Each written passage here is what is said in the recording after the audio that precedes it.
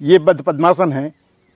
बद्ध पद्मासन से भुजाएं, स्कंध, पेट और पेट की जठराग्नि ये सभी जो है प्रदीप्त होते हैं। किसी प्रकार से जो है दुष्परिणाम इसका है नहीं है। पद्मासन के लाभ के साथ हम इस पद्मासन को लगाते हैं तो हमारे वक्षस्थल संबंधी जितने भी रोग हैं वो सभी रोग दूर होते हैं। श्वास, कास, खांसी, श्वास इत्यादि जो है उसके ऊपर भी नियंत्रण हमारा होता है और कफांश भी जो है दूर होने लगता है।